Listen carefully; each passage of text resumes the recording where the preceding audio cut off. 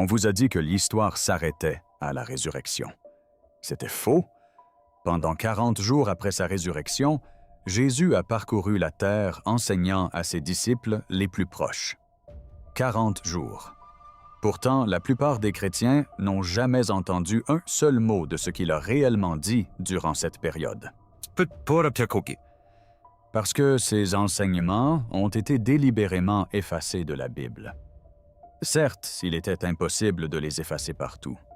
Cachés dans les hauts plateaux d'Éthiopie, enfouis dans d'anciens manuscrits, écrits dans une langue que la plupart des érudits ne savent même pas déchiffrer, se trouvent les paroles mêmes de Jésus.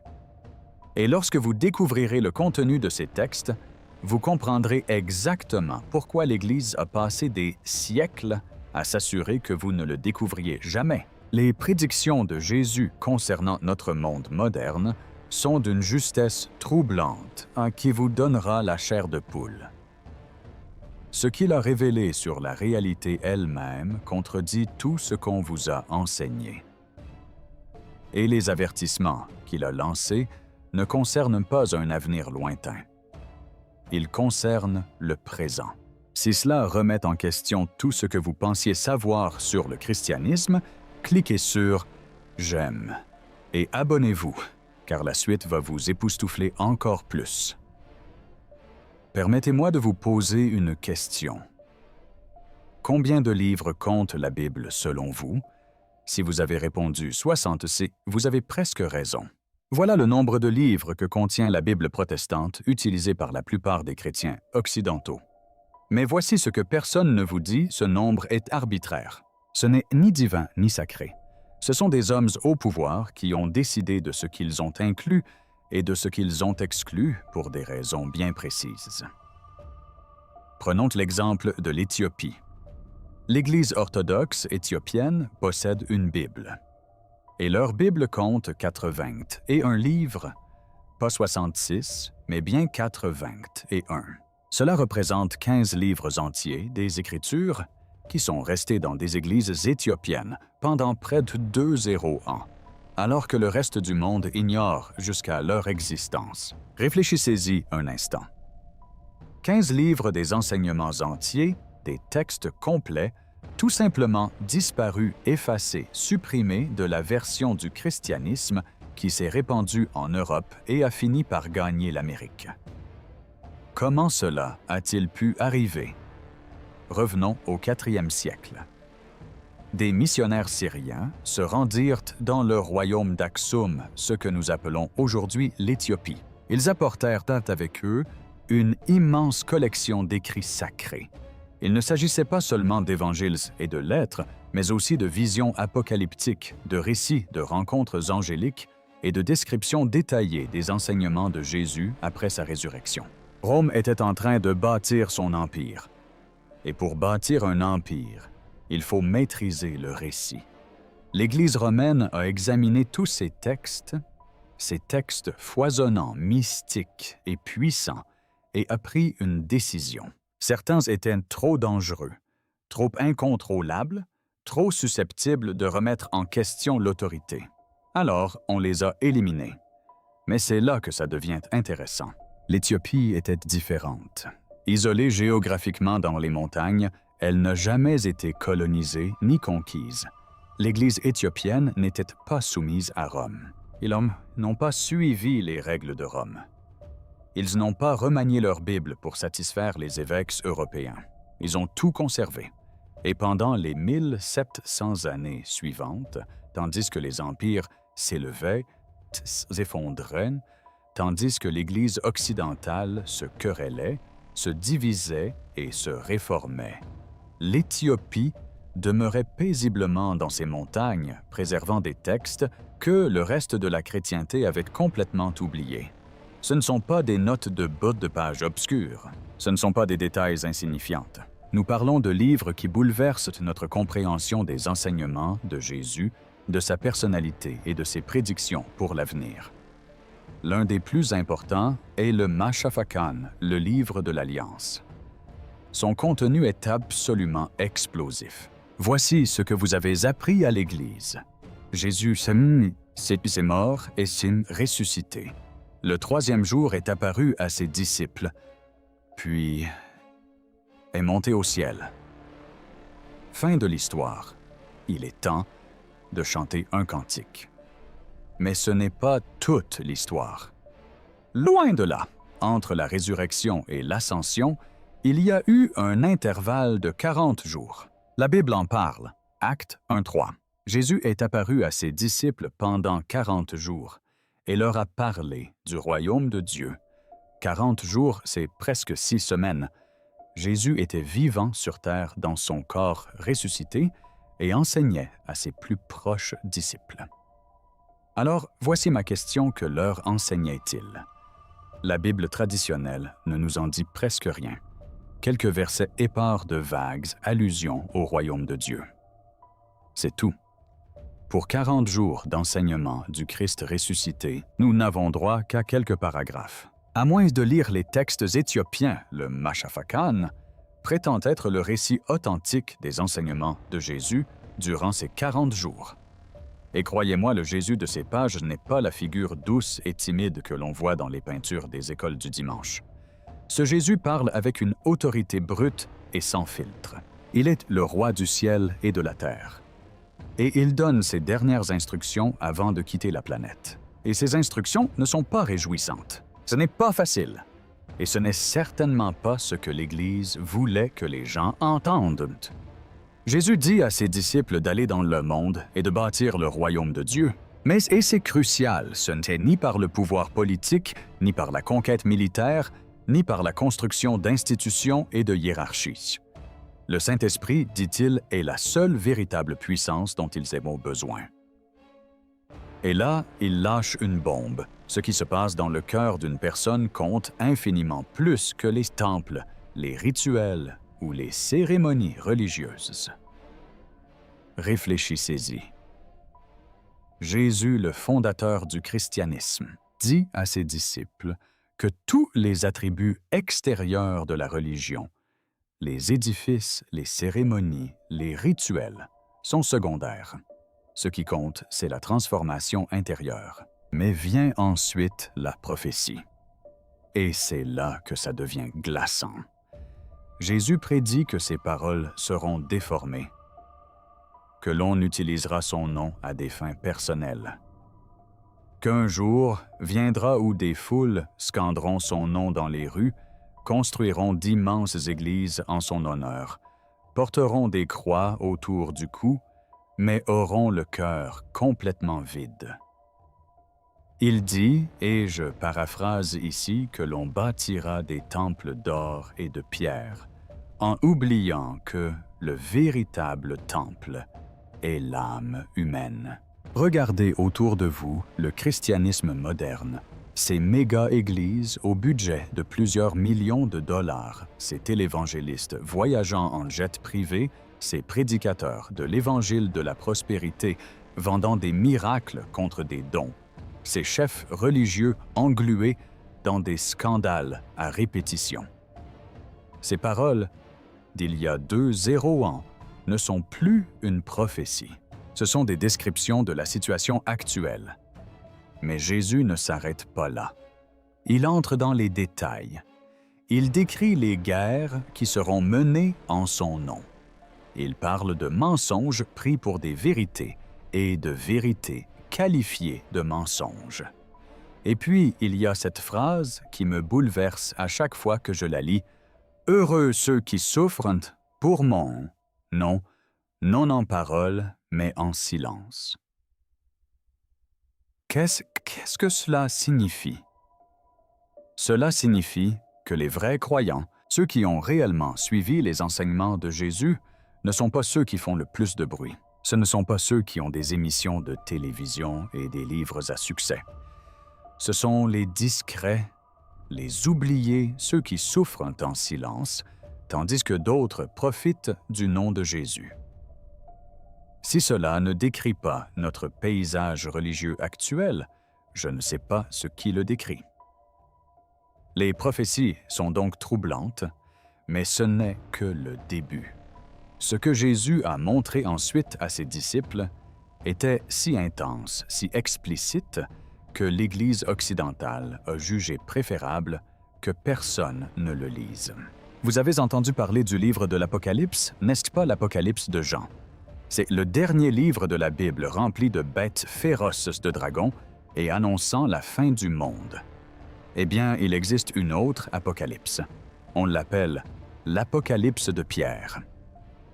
Et bien que des fragments existent ailleurs, l'Église éthiopienne possède l'une des versions les plus complètes qui soit. Dans ce texte, Jésus emmène Pierre, son disciple le plus fidèle, au sommet d'une montagne juste après la résurrection. Et il lui montre deux visions, l'une du paradis, l'autre du châtiment.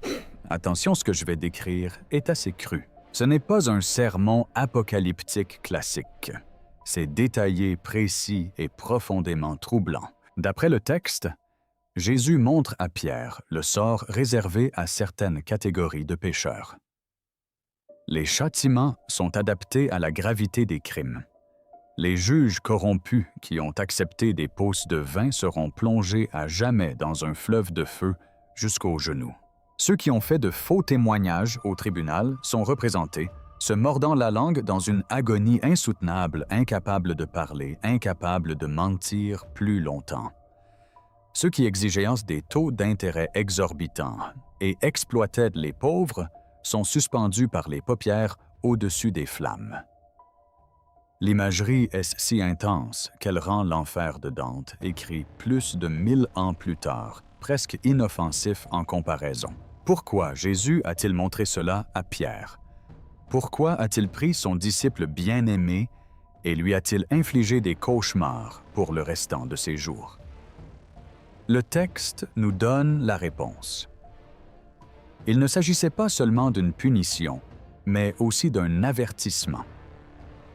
Jésus venait de passer 40 jours à enseigner sur la corruption, l'avidité et l'hypocrisie. Il avait prévenu que certains déformeraient son message à des fins personnelles.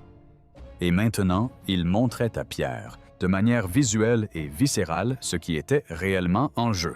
Il ne s'agissait pas de théologie abstraite, mais des conséquences concrètes d'actions bien réelles. L'Église occidentale, face à ce texte, a déclaré « Non, c'est trop effrayant, trop précis, et cela risque fort d'engendrer une véritable crainte du jugement. » Elle l'a donc écarté, mais l'Éthiopie l'a conservé. Elle l'a préservé. Et à sa lecture aujourd'hui, on comprend pourquoi il a suscité un tel élan religieux. Cela met les autorités mal à l'aise, car cela suggère que la façon dont on traite les gens, et en particulier celle des puissants envers les plus faibles, a des conséquences éternelles. C'est un message dangereux lorsqu'on cherche à bâtir un empire. C'est là que les choses deviennent vraiment intéressantes, car ces textes ne se contentent pas d'évoquer le passé ou des concepts spirituels abstraits. Ils font des prédictions précises sur l'avenir. Selon les écrits éthiopiens, Jésus a dit que dans les derniers jours, c'est-à-dire à la fin des temps, l'ère finale, avant son retour, un événement inattendu se produirait.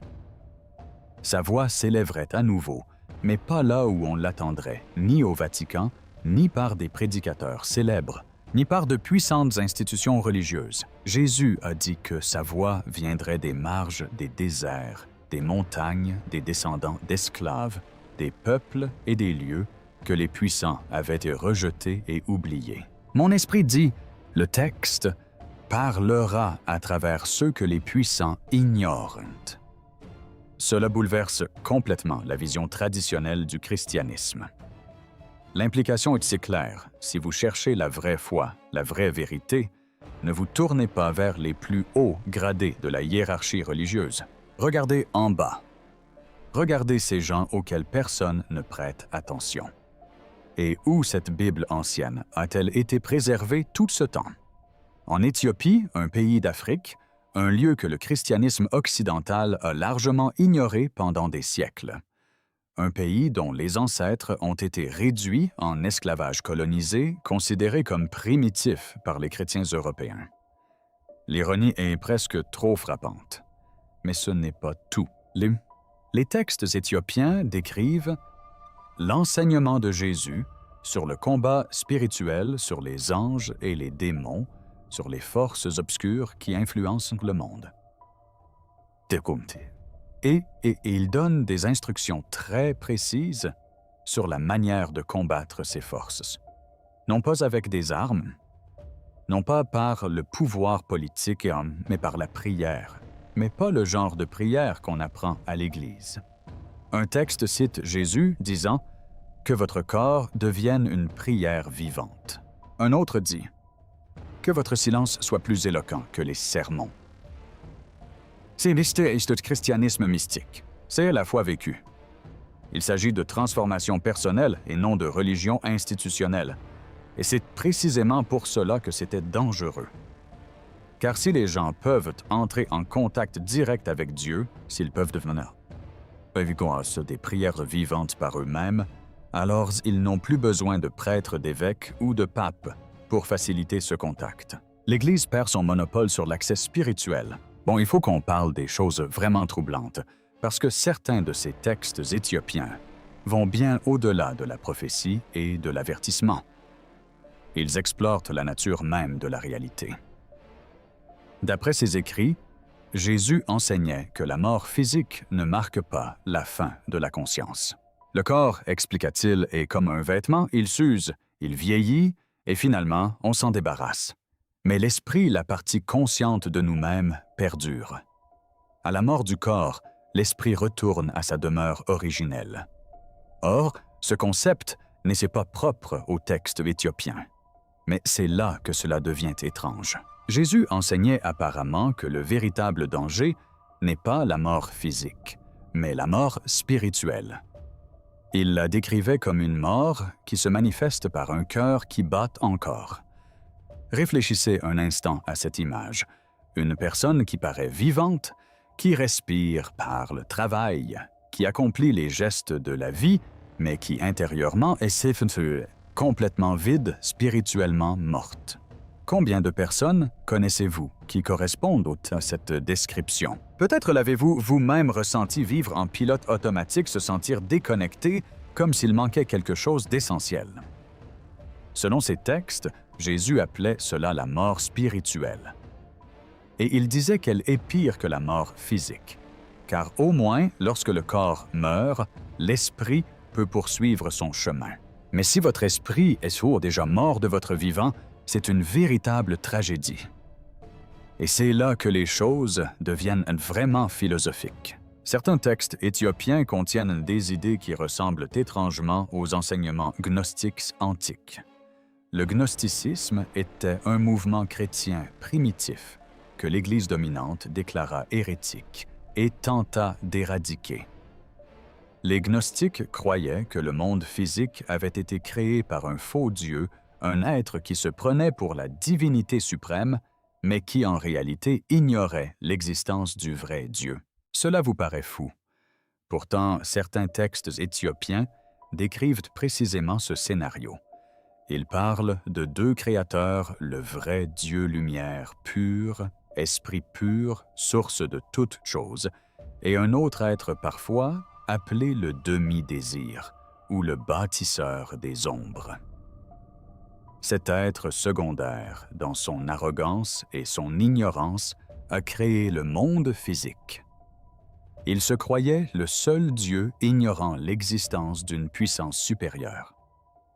Le monde qu'il a créé est donc un mélange de bien et de mal, de beauté et de souffrance, de vérité et de mensonges inextricablement liés, une pâle copie de la réalité. Selon ces textes, Jésus est venu au monde non seulement pour sauver les hommes de leurs péchés, mais aussi pour les éveiller, les aider à prendre conscience qu'ils vivent dans une illusion pour leur montrer que la véritable lumière de Dieu existe au-delà de ce monde physique. La mission de chaque âme, enseignait Jésus, est de trouver cette étincelle divine en elle et de la ramener à la lumière éternelle. Je sais ce que vous pensez. On dirait Matrix. Et vous avez raison. Les Wachowski, les créateurs de Matrix, étaient fortement influencés par la philosophie gnostique. L'idée que le monde est une simulation qu'il nous faut nous éveiller de cette fausse réalité est issue du christianisme gnostique ancien et elle est préservée dans la Bible éthiopienne. L'Église occidentale a qualifié cela d'hérésie. Elle a brûlé des textes gnostiques. Elle a exécuté des maîtres gnostiques. Elle a tout fait pour éradiquer ces idées, mais elles n'ont pas pu atteindre l'Éthiopie avant l'ascension de Jésus au ciel. D'après les écrits éthiopiens, il fit une dernière prophétie, et celle-ci est la plus pertinente pour nous aujourd'hui. Il dit « Un temps viendra où l'amour disparaîtra complètement de la terre, quand la foi se réduirait à une simple performance, quand on adorerait du bout des lèvres, mais pas du cœur. » Cela vous rappelle quelque chose? Mais voici le paradoxe. À la même époque, Jésus a promis que son esprit ressusciterait, non pas dans de grands temples, ni dans des églises renommées, ni par l'intermédiaire de puissants chefs religieux. Son esprit agirait là où la religion ne peut rien. Les orgueilleux ne le verront pas, dit le texte, mais les brisés, si. Ils ne me connaîtront pas par des mots, mais par le feu. Quel feu? Le feu de l'éveil, le feu de la transformation spirituelle, le moment où l'on comprend ce qui compte vraiment dans la vie et qui vivra cet éveil. Ni l'élite religieuse, ni les puissants, ni ceux qui prétendent tout savoir. Mais les personnes brisées, humbles, celles qui ont été dépouillées de tout et contraintes d'affronter la réalité sans aucun réconfort religieux. Ces textes enseignent que le royaume de Dieu n'est pas lointain. Il n'est pas dans le futur. Il n'est pas au ciel après la mort. Il est en vous ici et maintenant. L'âme humaine est le véritable temple. Et chacun a un accès direct au divin. Nul besoin d'intermédiaire. Nul besoin de prêtre. Nul besoin d'appartenir à une église. Juste vous et Dieu. Un lien direct. Voilà le message central de ces textes éthiopiens. Et l'on comprend pourquoi l'Église institutionnelle y a vu une menace. Alors, pourquoi l'Éthiopie? De tous les endroits du globe, pourquoi cette petite nation africaine a-t-elle été la seule à préserver ces textes révolutionnaires et dangereux? La réponse réside dans l'histoire unique de l'Éthiopie. L'Éthiopie est l'une des plus anciennes civilisations continues de la planète. Et contrairement à presque toutes les autres nations africaines, elle n'a jamais été colonisée. Lorsque les puissances européennes se sont partagées l'Afrique au 19e siècle, l'Éthiopie est restée indépendante. Elle a vaincu l'Italie à la bataille d'Adwa en 1896. Ils ont conservé leur souveraineté durant la Seconde Guerre mondiale. Et plus important encore pour notre récit, ils ont préservé leur indépendance religieuse pendant 200 ans.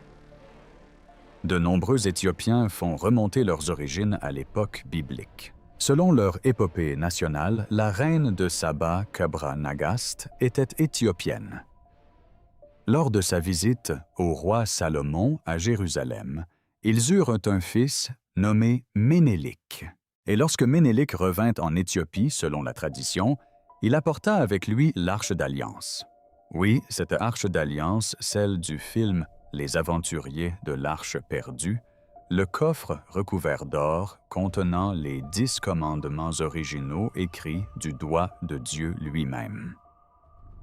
Des millions d'Éthiopiens croient que l'arche se trouve encore aujourd'hui en Éthiopie, gardée dans une petite chapelle de la ville d'Aksum. Un seul moine est autorisé à la voir et il est nommé à vie. Personne d'autre n'y a accès. Ni archéologue, ni historien, personne. Que l'on y croit ou non, cela révèle quelque chose d'important sur le christianisme éthiopien. Les Éthiopiens se considèrent comme les gardiens d'un savoir sacré ancestral. Ils prennent cette responsabilité au sérieux. Le christianisme est arrivé en Éthiopie au IVe siècle, faisant de ce pays l'une des plus anciennes nations chrétiennes au monde. Des documents historiques du VIe siècle décrivent l'Éthiopie comme étant déjà entièrement chrétienne. Alors que le christianisme se répandait encore en Europe, luttant contre les religions païennes et subissant les persécutions de Rome, l'Éthiopie était déjà un royaume pleinement chrétien. Et voici le point crucial. Ils ont développé leur version du christianisme en vase clos. Ils n'ont pas été influencés par le Concile de Nica. Ils n'ont pas été touchés par la réforme protestante. Ils n'ont pas été affectés par le schisme entre catholiques et orthodoxes. Ils ont élaboré leur théologie indépendamment à partir des textes anciens qu'ils avaient préservés. Ainsi, tandis que Rome remaniait la Bible, supprimait des livres et décidait de ce qui était orthodoxe et de ce qui était hérétique, l'Éthiopie, isolée dans ses montagnes, suivait sa propre voie. Ils ont conservé des livres que tous les autres rejetaient. Le livre d'Hénoch, le livre des Jubilés, l'Apocalypse de Pierre, le livre de l'Alliance. Ils ont rédigé leur Bible en Nguzaki, une langue ancienne que presque personne hors d'Éthiopie ne sait lire. Cette barrière linguistique constituait une protection supplémentaire. Même si quelqu'un avait voulu supprimer ces textes, il ne l'aurait pas pu s'il ne pouvait pas les lire. L'Éthiopie est devenue une capsule temporelle, un instantané du christianisme primitif avant sa standardisation, son édulcoration et son contrôle. Parlons plus précisément du contenu de ces 15 livres supplémentaires, car il ne s'agit pas de simples ajouts. Ce sont des textes qui bouleversent notre compréhension de l'histoire biblique. Le plus célèbre est le livre d'Hénoch. Et ce livre est fascinant. Il raconte l'histoire d'un groupe d'anges appelés les Veilleurs. Ces anges avaient pour mission d'observer l'humanité. Mais ils ne se sont pas contentés d'observer. Ils sont tombés amoureux de femmes humaines. Ils sont descendus sur terre et ont eu des enfants avec elles. Ces enfants furent appelés les Néphilim. Et ce n'étaient pas des humains ordinaires. C'étaient des géants puissants, violents et monstrueux qui terrorisaient la terre. Mais l'histoire devient plus sombre. Selon le livre d'Hénoch, ces anges n'ont pas seulement eu des enfants avec des humains. Ils leur ont enseigné des connaissances interdites, les armes, l'art de la guerre, les cosmétiques, la sorcellerie et l'astrologie. Ils ont corrompu l'humanité. Et cette corruption a directement mené au déluge. Dieu a envoyé le déluge non seulement parce que les hommes étaient soit mauvais, mais aussi parce que des anges déchus avaient honte de contaminer la race humaine. Or, voici ce qui est intéressant, les pères de l'Église primitive ont cité le livre d'Hénoch comme une écriture. Jude, dans le Nouveau Testament, le cite directement. Des auteurs chrétiens primitifs, comme Tertullien et Irénée, y font constamment référence. Mais, avec le temps, l'Église a décidé qu'il était trop étrange, trop détaillé, trop problématique. L'histoire d'anges ayant des relations sexuelles avec des humains et créant des géants fut jugée trop étrange pour le christianisme traditionnel. Elle fut donc écartée, sauf en Éthiopie. Là-bas, elle fut conservée. On la lit encore lors des offices religieux. On l'enseigne encore comme une écriture. Et grâce à elle, nous pouvons la lire aujourd'hui. Nous pouvons ainsi découvrir ce que les premiers chrétiens croyaient réellement au sujet des anges, des démons et du monde surnaturel. Un autre texte crucial est le livre des Jubilés. Ce livre relate les histoires de la Genèse et de l'Exode, mais avec des détails supplémentaires absents de la Bible principale. Il donne des dates précises pour les événements. Il décrit comment les anges ont aidé Moïse à écrire la Torah. Il contient des lois et des enseignements qui n'apparaissent nulle part ailleurs. Ces 2 livres ont été découverts parmi les manuscrits de la mer morte, ce qui prouve qu'ils étaient largement lus dans l'Antiquité, mais seule l'Éthiopie les a conservés comme écritures officielles. En conclusion, ces textes existent. Elles existent depuis près de 200 ans. Ils contiennent des enseignements attribués à Jésus qui n'ont jamais figuré dans la Bible, que vous avez lus durant votre enfance. Ces enseignements sont précis, détaillés et d'une actualité troublante pour notre monde moderne. Jésus a prédit la corruption au sein de l'Église. Nous la constatons partout. Il a mis en garde contre ceux qui utilisent son nom à des fins lucratives. Les télévangélistes lui donnent raison chaque jour.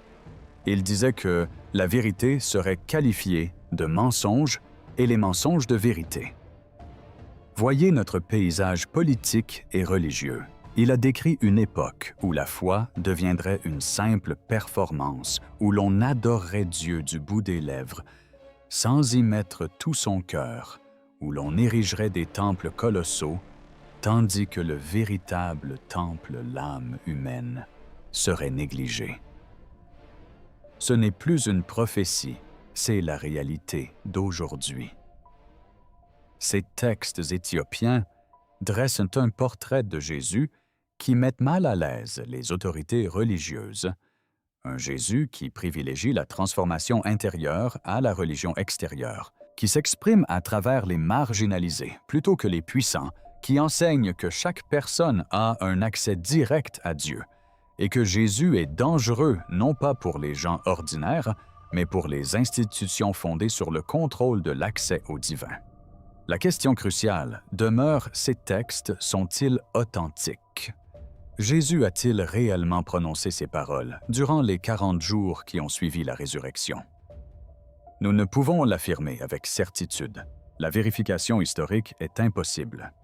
Ce sont des textes religieux anciens préservés par une tradition qui revendique une autorité apostolique. Ce que nous pouvons dire, c'est que l'Église éthiopienne est l'une des plus anciennes traditions chrétiennes au monde. Sa Bible contient des textes antérieurs à la Bible occidentale standardisée. Sa version du christianisme s'est développée indépendamment de l'influence romaine. Et les textes qu'ils ont conservés contiennent des enseignements conformes aux formes les plus anciennes du christianisme, à cette fois mystique, expérimentale et transformatrice qui existait avant son institutionnalisation. Qu'il s'agisse des paroles mêmes de Jésus ou d'enseignements chrétiens primitifs qui lui sont attribués, ces textes représentent une version du christianisme que le monde occidental a délibérément occultée. Dès lors, que devons-nous faire de ces informations? Il faut d'abord comprendre que la Bible n'est pas un livre simple et immuable tombé du ciel tout formé. Il s'agit d'un recueil de textes sélectionnés, édités et compilés par des êtres humains poursuivant des objectifs précis. Différentes traditions chrétiennes ont conservé différents textes. Les catholiques possèdent davantage de livres que les protestants. Les orthodoxes en ont plus que les catholiques, les Éthiopiens plus que toute autre tradition. Aucune de ces versions n'est plus juste qu'une autre. Ce sont simplement des traditions différentes avec des histoires distinctes. Deuxièmement, reconnaissez que la version du christianisme que vous avez apprise est peut-être incomplète. Certains enseignements, perspectives et pratiques ont été omis parfois délibérément. On peut citer les éléments mystiques, l'importance accordée à l'expérience spirituelle directe, les mises en garde contre la corruption institutionnelle et la priorité donnée à la transformation intérieure plutôt qu'à la religion. Ces aspects du christianisme existent toujours. On les retrouve dans les textes éthiopiens, dans les écrits des mystiques chrétiens, à travers l'histoire, dans les traditions de prière contemplative et dans les pratiques monastiques. Mais ils ne sont généralement pas enseignés dans les églises traditionnelles. Ces enseignements ne figurent pas que de passer au programme de l'école du dimanche. Ils ne sont pas abordés en chair. Troisièmement, et surtout, il convient de considérer ce que ces textes révèlent sur la nature même de la foi.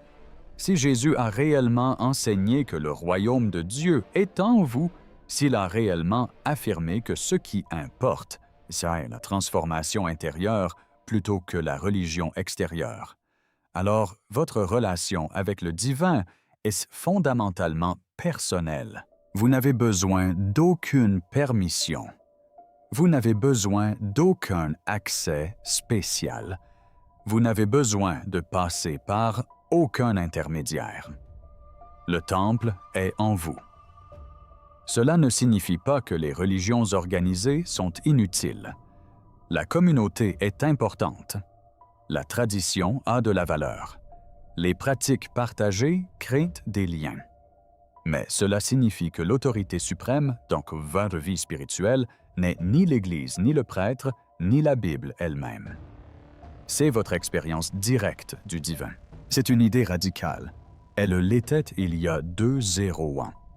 Elle l'est encore aujourd'hui, et elle est préservée dans ces textes éthiopiens que le reste du christianisme a tenté d'oublier. L'Église orthodoxe éthiopienne, nichée dans les montagnes, protège des manuscrits qui renferment certains des enseignements les plus stimulants, les plus provocateurs et les plus transformateurs jamais attribués à Jésus-Christ.